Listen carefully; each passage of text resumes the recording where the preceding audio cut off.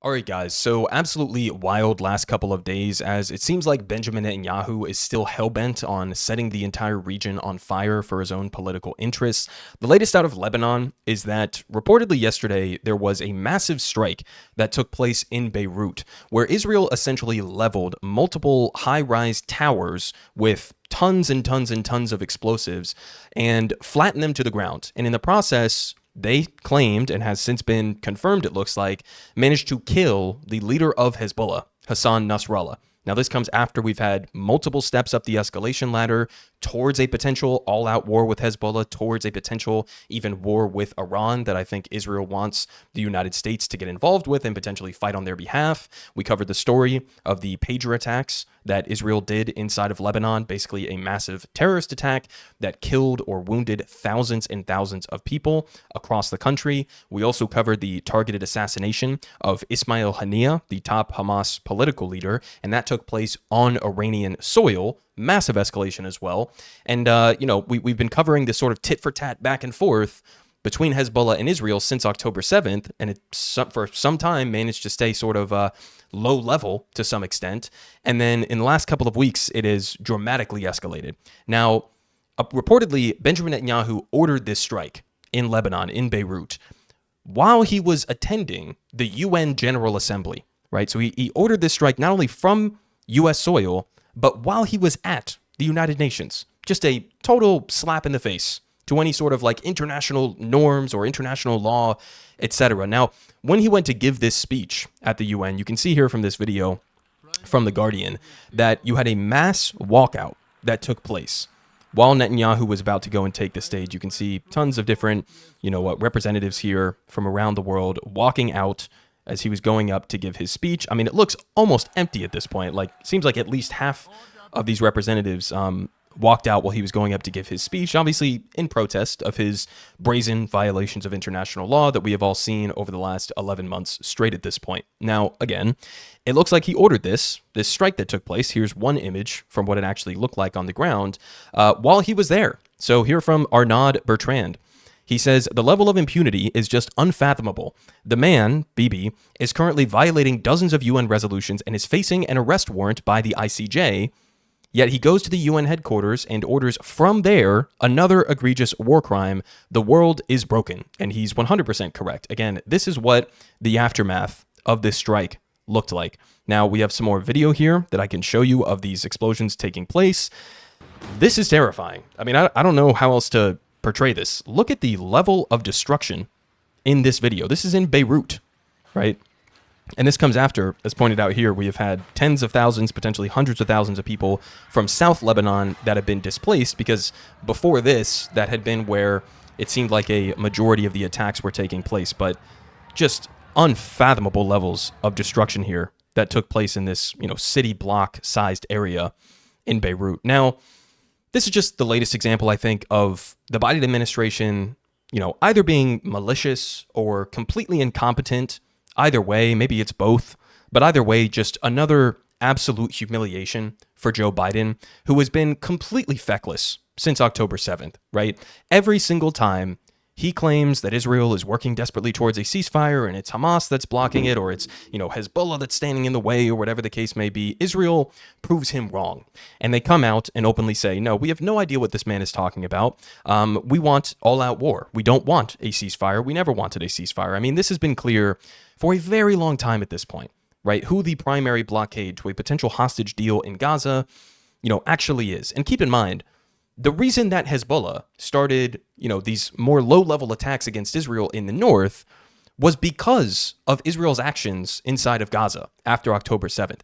If there was a ceasefire in Gaza, then the attacks from Hezbollah could have stopped. The blockade of the Red Sea that the Houthis in Yemen are doing would have stopped.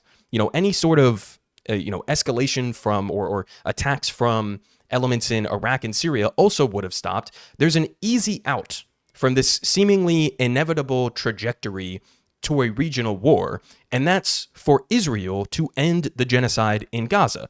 But because the Biden administration has either been completely incompetent in trying to get a ceasefire, or really more accurately, they have been completely unwilling to use the leverage that they have over Israel to force them to get a ceasefire, then it seems again like this trajectory towards a regional war is almost inevitable at this point.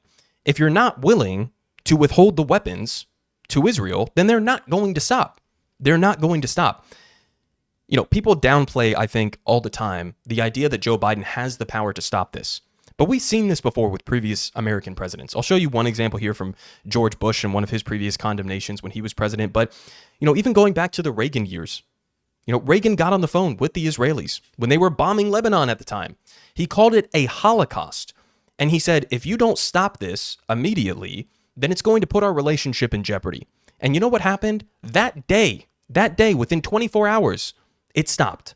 So the idea that the American president does not have the power to end all of this, to prevent this from spiraling to a point of no return, is ridiculous. Of course he does. Of course he does. The fact of the matter is Joe Biden has been choosing this as his policy. This is Joe Biden's policy. It's not Netanyahu's policy despite what Joe Biden wants. No, this is what's happening because this is what you are allowing to happen, right?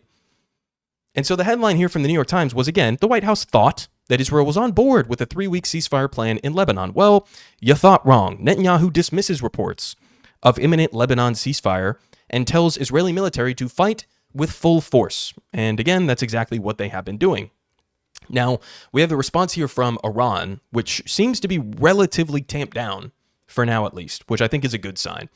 Iran's Khamenei slams criminal Israel for killing Hezbollah's Nasrallah. They say Iran's supreme leader Ayatollah Ali Khamenei has called on Muslims around the world to unite and stand by the people of Lebanon and the proud Hezbollah following reports of the killing of Hassan Nasrallah in an Israeli airstrike on Friday. In a statement issued on Saturday following Israel's claim of killing Nasrallah, Khamenei described Israel's policy as short-sighted and called deadly strikes on Lebanon criminal. So it looks like for right now, Iran seems to be keeping this relatively tame, given how much Israel has been escalating, right? And yet to be seen exactly how they'll respond to this, if they will respond to this. You know, again, there was the assassination of Ismail Haniyeh on their soil, and we didn't really see much from them in the aftermath of that strike. So, listen, guys, the unfortunate reality of what's been happening for the last couple of months, and this is probably uncomfortable for Americans to hear, but, you know, keeping in mind, I'm no fan of the Iranian government, but the unfortunate reality is that if it was not for Iran being extremely reserved in how they have handled Israel's escalations, if they had not been the more rational actor relative to Israel as they have been, then this would have already been an all-out war, okay? We should be lucky at this point that Iran has not significantly escalated in a way that they could probably internally justify, right? It seems like, very unfortunately, that Iran is making calculations in their own strategic interests, and they're basically saying, Israel wants us to escalate this. Israel wants us, you know, to potentially ignite an all-out war in the region and to give the United States an excuse to come in and to try to topple the Iranian regime. And so they're saying, even though Israel keeps poking us, even though Israel keeps provoking us, let's not give them what they want. It seems like that's the calculation from the Iranian government, and that might at this point be literally the only thing that's preventing an all-out war. Now, will this change that dynamic? I don't know, but for now, I guess we just have to sit by and watch, right? Now, we continue, because Joe Biden also put out a statement on this directly in the aftermath of this strike. I mean, keeping in mind the level of destruction that we just saw, this is what he said. Hassan Nasrallah and the terrorist group he led, Hezbollah, were responsible for killing hundreds of Americans over a 4-decade reign of terror. His death from an Israeli airstrike is a measure of justice for his many victims, including thousands of Americans, Israelis, and Lebanese civilians. So he's calling this strike that leveled multiple high-rise apartment buildings a measure of justice, right? Now, in terms of the death toll in this specific strike, I don't know. I've seen reports all over the place. I've seen some that are in the dozens of casualties, some that are in the hundreds of casualties. Given the size and the scope and the intensity of it, I would find it hard to believe that it's as low as in the dozens, but we'll have to wait and see for, you know, the actual bodies to be pulled from the rubble on this. But I mean, think about the contrast with the praising of this and, you know, him calling out Hezbollah for killing Americans over the years, et cetera, et cetera. Think about the contrast between that and how the Joe Biden administration handled just a few days ago, maybe a few weeks ago at this point, Israel killing an American, right, in the West Bank who was protesting the illegal expansion of Israeli settlements in the West Bank. Asener Igi, who was killed by the IDF, targeted, right? And that comes also after other, assassinations like the one of Shireen Abu Akleh, right? Or how about Rachel Corrie? Every single time that an American is killed by Israel, you know what the United States says? They says, oh, well, we're going to wait for an Israeli investigation. And that Israeli investigation either won't happen or it'll be delayed until everybody forgets about it, or they'll come out and say, well, we did nothing wrong, right? So the U.S. response when it's Hezbollah killing an American, right, or putting American lives in jeopardy, it's fierce, right? It's, well, they're terrorists, right? But then when it's Israel doing, in some cases, targeted assassinations of Americans, it's either radio silence or we're going to allow Israel to investigate themselves for killing our citizens, American citizens. I mean, it's just fucking pathetic, man. Now, we also have, again, the contrast here from the Bush administration. The Bush administration, okay? George W. Bush, one of the most notorious war criminals still alive on the face of the planet.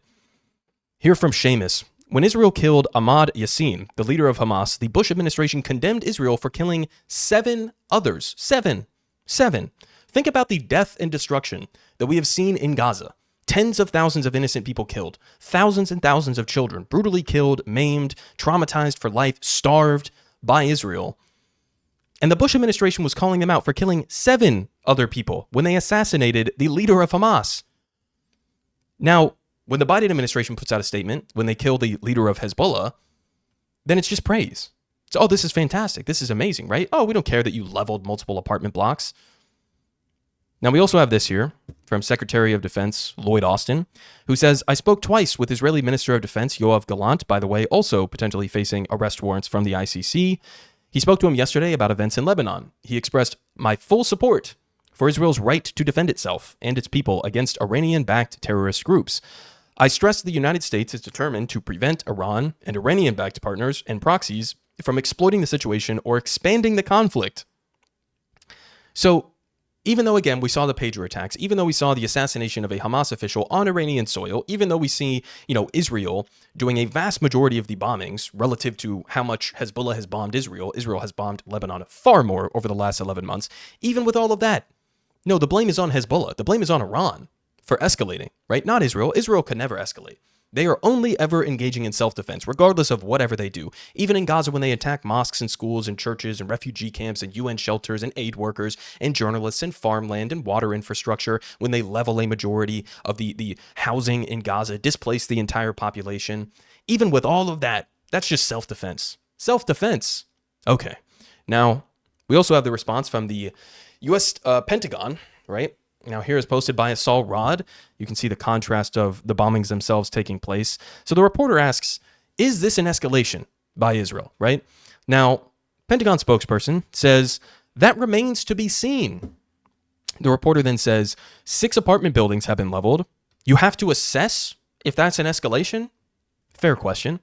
And she says, I do not know that to be true. So yes, we are still doing an assessment. The United States, the most sophisticated, powerful, large-scale organization on the face of the planet, right? Our military is unmatched when it comes to their abilities, right?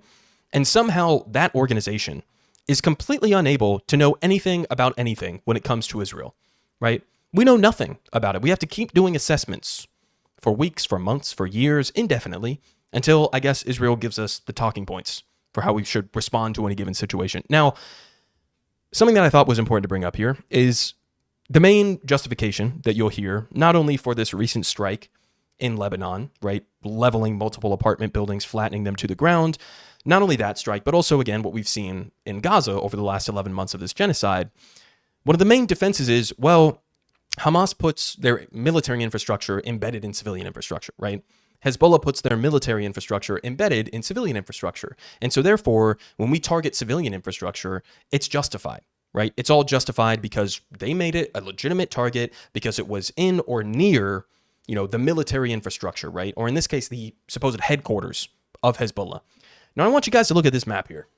This is Tel Aviv, right? And by the way, this goes for basically every country around the world. This is not abnormal, okay?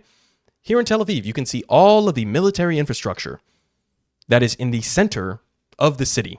So if Hezbollah or Iran or Hamas or the Houthis were to target this central headquarters here in the middle of Tel Aviv, and they were to, by happenstance or by chance, target the malls or the residential buildings or the hospitals surrounding Israel's headquarters here, would that be a legitimate strike? Would the United States come out and say that that's a legitimate strike, that Israel is putting their civilians in harm's way, that they're using their civilians as human shields?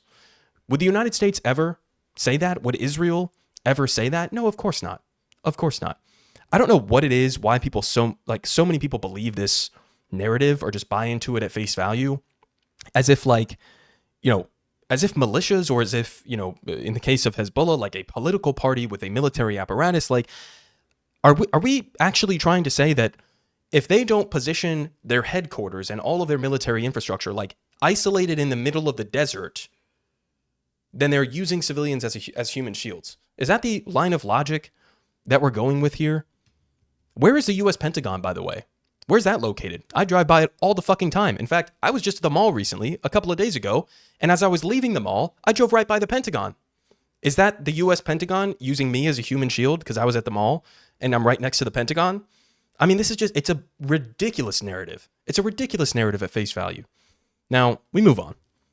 We had here from Ryan Grimm. This is just disturbing on so many different levels. But basically, the U.S. came out, and as Israel was ramping up these attacks inside of Lebanon, you have American citizens who are in Lebanon, trapped there, and trying to get out for their own safety, right? And given what we've done in the past, you would think, oh, maybe the United States will help them to get out.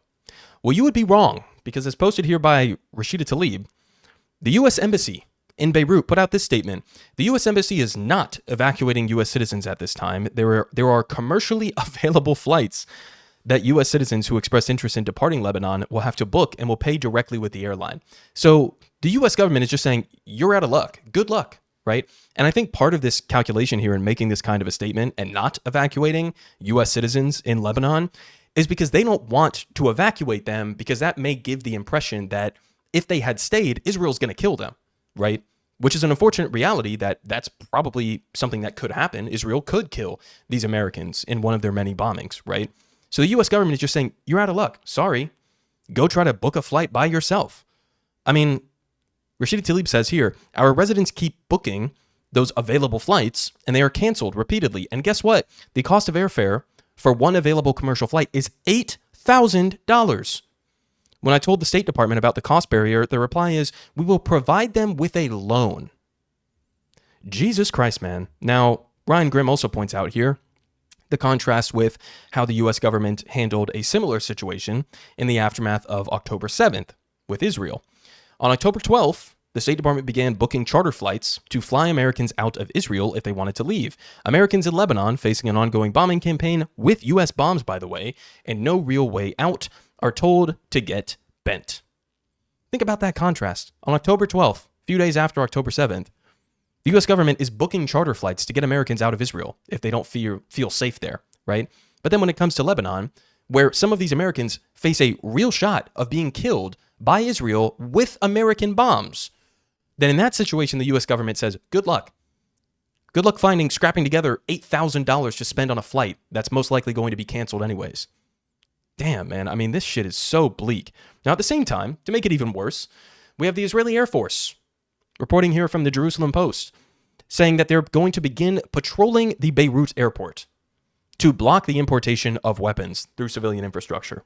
Now, what exactly does this mean? I have no idea. Are they planning to occupy the airport? Are they planning to shoot planes down? Are they planning to bomb the airport as they've done before? This is insane, guys. This is absolutely, insane. Now, again, makes it even worse that you have the U.S. government telling Americans to book flights out of Israel or out of Lebanon, while the Israeli military is saying, no, we may actually go and target this airport. Man. Now, we also have here, moving on from the Hassan Nasrallah stuff, which is obviously terrifying and awful in and of itself. We also have an update to a story that I showed you guys a few days ago of Antony Blinken rejecting multiple reports from his own agencies that definitively concluded that Israel was intentionally blocking aid from Gaza, and that therefore the weapon shipments that we're sending them are illegal under U.S. law because they're blocking our aid. We have an update on that story here from Adil. Apparently Netanyahu told Blinken that Israel denied humanitarian relief to Gaza because his ministers wanted to inflict collective punishment. I mean, it's right here in the quote, guys. Blinken met Netanyahu at Kiryat, but the hours apart had done nothing to resolve the differences. Netanyahu kept arguing that his hands were tied. I've got people in the cabinet who don't want an aspirin to get into Gaza because of what happened. Ministers wanted to inflict collective punishment. That's not me, but that's people in my coalition.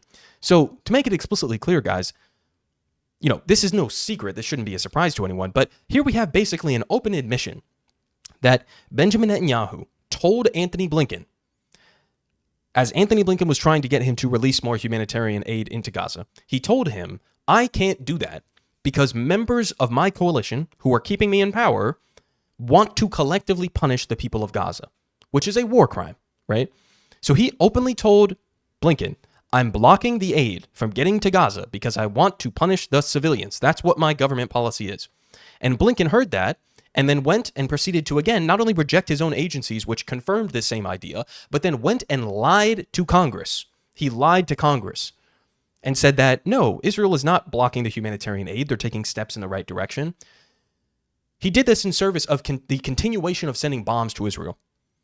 He lied to starve children, right? He starved children in an effort, and lied about it, in an effort to continue sending the weapons to Israel that they could then drop on the heads of those same children that they're starving.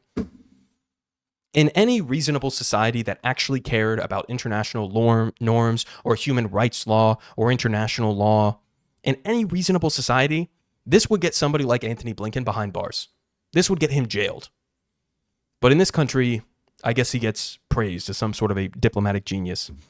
The final thing here that I'll leave you guys off with is, I think, a solid tweet here from Jason Hickel, who says, the rules-based order boils down to this. The states of the imperial core can use unlimited violence to secure access to the lands, resources, and labor of the global south, including gross violations of international law and with total impunity. But any use of violence in resistance by the people of the south, even if minimal, and even if it is within the bounds of international law, can legitimately be punished with apocalyptic devastation. And I think that is a fantastic way of putting this so-called rules-based international order that the United States has pretended to support for a long time, right? So again, guys, there's sort of like your baseline updates on what's happened over the last couple of days. Terrifying developments. We'll have to see what's left of Hezbollah, right? Who's going to take up the mantle, which, by the way, in and of itself, is worthy of its own discussion, because if the idea from Israel is that taking out Nasrallah will decapitate Hezbollah and will make it more likely that, I guess they're going to fold or that they'll give up or whatever the case may be. In all likelihood, it could be the opposite of that. In all likelihood, you could have Nasrallah, who is relatively, strategically calculating in his moves, and you could have him replaced by somebody who is much more hardline and aggressive towards Israel. So strategically, it's not even something that makes much sense, even from an Israeli perspective. It makes a lot of sense from Benjamin Netanyahu's perspective in trying to escalate towards a broader regional war. But other than that, man, I mean, this is a terrifying development, right? We have Israel, it seems like, gearing up to potentially invade southern Lebanon, potentially looking to bomb Beirut, as they have done to Gaza over the last 11 months of this genocide. And there's no end in sight. There is no end in sight. Benjamin Netanyahu's made it explicitly clear he is not interested in any sort of even a temporary ceasefire at this point, either in Gaza or in Lebanon. And you have the U.S. going along with it completely in every single way. You have Biden maybe maximum wagging his fingers behind the scenes and saying, oh, you made me frustrated today. Here's another $10 billion to continue with exactly what you're doing. I mean, it's all just pathetic and terrifying at the same time. And yeah, I'll do my best to keep you guys updated. Politic guy has the best politics. Believe me, no one does it like him.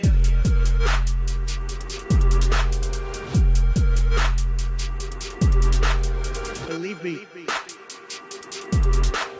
everyone is saying